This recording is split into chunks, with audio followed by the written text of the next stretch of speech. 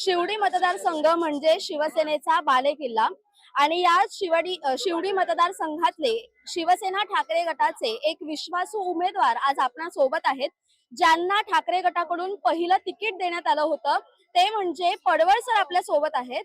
नमस्कार सर. नमस्कार. तुम्हाला मातोश्रीतून पहिलं तिकीट देण्यात आलं. पक्ष नेतृत्वाचा तुमच्यावर एवढा विश्वास का आहे?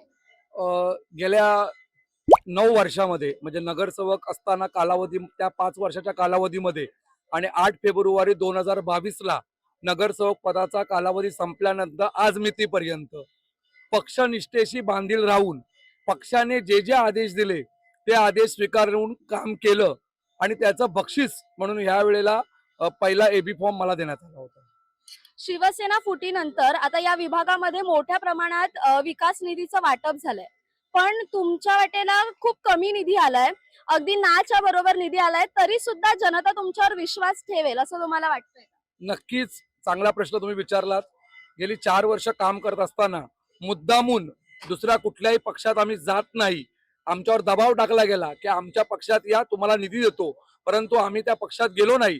या उलट माझ्या समोर जे काही उभे आहेत दोन्ही उमेदवार, त्यांनी फंडासाठी पक्ष बदलले. 97चा उमेदवार माझ्या इथला जो होता नगरसेवक, त्याला निधी देण्यात आला, परंतु जाणून बुजून मला निधी दिला आला नाही. का तर मी उद्धव ठाकरेंबरोबर प्रामाणिक राहिलो, ठाकरेंबरोबर प्रामाणिक राहिलो म्हणून निधी दिला नाही. परंतु निधी दिला नाही म्हणून मी काम बंद केलं नाही.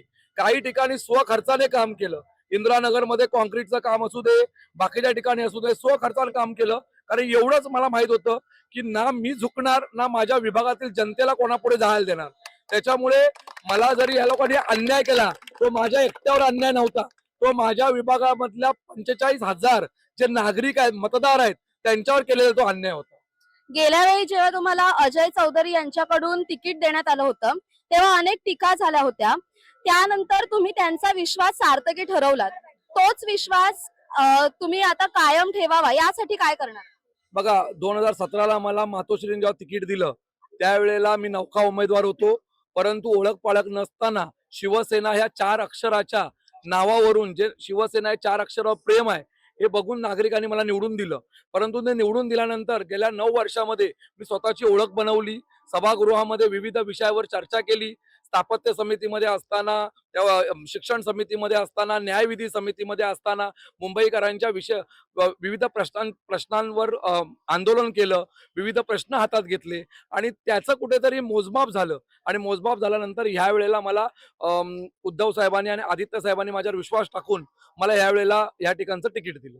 परंतु साहेबांनी जो टाकलेला विश्वास आहे तो 100% सारथी लावेन. आणि विभागातल्या नागरिकांनी जो म्हणजे मला तर विश्वास आहे, कारण गेली 15 दिवस मी फिरतोय नागरिकांमध्ये, अतिशय उत्स्फूर्त प्रतिसाद लोकांकडून आहे. आणि 100% 16 तारखेला ज्या वेळेला रिझल्ट येईल, 100% या ठिकाणची जनता ही मशाल निशाणीचा ठाकरे ब्रँडच्या उमेदवाराला जिंकून देईल. या शिवडी मतदारसंघाच्या काही समस्या आहेत. पिण्याच्या पाण्याची समस्या असेल, वाहतुकीची समस्या असेल, महानगरपालिकेने यासाठी काय करायला हवं आणि गेल्या 5 वर्षांमध्ये तुमच्याकडून अशा काही गोष्टी राहिल्यात का ज्या येत्या पुढील काळात तुम्ही कराल? 100% ह्या ठिकाणी वाहतुकीची समस्या निर्माण झाली होती. ती काढण्यासाठी अटल सेतू बनवला गेला. परंतु अटल सेतूला जेवढी 100% जी वाहतूक पाहिजे तेवढी होत नाहीये. त्याला कारण म्हणजे मध्य मुंबईमध्ये कुठलंही जॉईंटिंग काही नाहीये. म्हणून वरळी शिवडी जो ब्रिज आहे त्याचं काम पूर्णपणे होणं गरजेचं आहे. परंतु 22 किलोमीटरचा अटल सेतू 4 वर्षात बनला. परंतु 5 किलोमीटरच्या वरळी शिवडीला मात्र 8 वर्ष लागली. याच्यावरून या सरकारचा कारभाराची आपल्याला गती लक्षात येते. तरी पण आता शेवटचं जे काही म्हणजे माझ्या इथे हनुमान नगर आणि एकात्मता फुलेचं लोकांचं विस्थापित लोक होणार आहेत, त्यांना एक रूम दिलेले आहेत वडाळ्याला. त्यांची व्यवस्थित व्यवस्था झाल्यानंतर त्या ब्रिजचं जेव्हा पूर्ण काम होईल तेव्हा खऱ्या अर्थाने ट्रॅफिकचा प्रश्न जो वरळी शिवडी ब्रिज झाल्यानंतर ह्या ठिकाणचा बऱ्याच प्रमाणामध्ये क्लिअर होईल. बाकीचा विषय राहिला, मी 5 वर्षामध्ये गेला काम करत असताना 2018च्या जेव्हा डीपी बनला 2034चा, त्याच्यामुळे थोडा अभ्यास केला होता. त्या अभ्यासाअंतर्गत हा जो शिवडी कोळीवाडा तुम्ही उभे आहे त्या ठिकाणी एक शाळेचं आरक्षण आहे. आता हे रिडेव्हलपमेंटचं काम चालू आहे. या रिडेव्हलपमेंटच्या कामानंतर तो जो भूखंड आहे तो मोकळा करून त्या ठिकाणी शाळा महानगरपालिकेच्या वतीने मी बांधून घेणार आहे. आणि त्या शाळेमध्ये मुंबई पब्लिक स्कूलच्या अंतर्गत इंग्रजी माध्यमाची किंवा सीबीएसई माध्यमाची शाळा चालू करता येते का, याच्या संदर्भात प्रयत्न करणार आहे. याच कोळीवाड्यामध्ये जे रिडेव्हलपमेंट चालू आहे तिथे एक आरक्षण आपण मैदानाचं केलेलं आहे. त्या मैदानाच्या आरक्षणामुळे ते देखील उरलेलं रिडेव्हलपमेंट झाल्यानंतर ते मैदान ताब्यात घेऊन त्या ठिकाणी खेळासाठी मुलांना मैदान उपलब्ध करून द्यायचं आहे. शिवडी फुटओव्हर ब्रिज आहे तो पश्चिमेकडे पूर्वेकडे बांधून घ्यायचा आहे. त्यासाठी सगळ्या एनओसी घेतलेल्या आहेत.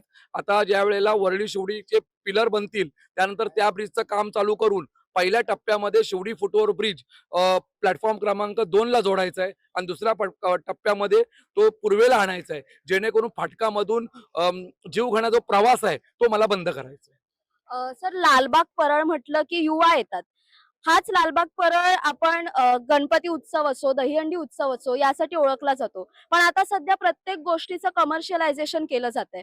मग ही जी युवकांची शिवसेना आहे ती या कमर्शियलायझेशनच्या खाली दाबली जाते का? असं काही नाहीये. कुठे कमर्शियल काही झालेलं नाहीये. फक्त सोशल मीडियाचा वापर मोठ्या प्रमाणामध्ये चालू झाल्यामुळे या ठिकाणी थोडं सोशल मीडियाचा वापर होतोय. परंतु लालबाग परळ शिवडी ही एक उत्सवांची नगरी समजली जाते. दहीहंडीचा उत्सवाचा उगम कुठे आहे तर ह्या कामगार विभागामध्ये. गणपती मोठमोठे कुठे आहेत ह्या कामगार विभागामध्ये. त्याच्यामुळे ही परंपरा आजही चालू आहे. त्याचं कुठेही कमर्शियल झालेलं नाहीये. सोशल मीडियाच्या माध्यमातून त्याचं एक मोठं म्हणजे जगाच्या पातळीवर हा उत्सव मात्र निश्चित गेलेला आहे. आता होते शिवसेना ठाकरे गटाचे उमेदवार सचिन पडवळ आणि अत्यंत विश्वासू असे शिवसेना ठाकरे गटाचे सुरुवातीपासूनचे ते उमेदवार राहिलेले आहेत. या अगोदर देखील नगरसेवक राहिलेले आहेत आणि पुन्हा एकदा ते या निवडणुकीच्या मैदानात उतरलेले आहेत आणि यंदाचा निकाल कसा लागणार हे पाहणं नक्कीच औत्सुक्याचं ठरणार आहे. कॅमेरा पर्सन संदेश मेने सोबत मी संचारी आकेरकर, टाइम महाराष्ट्र, मुंबई.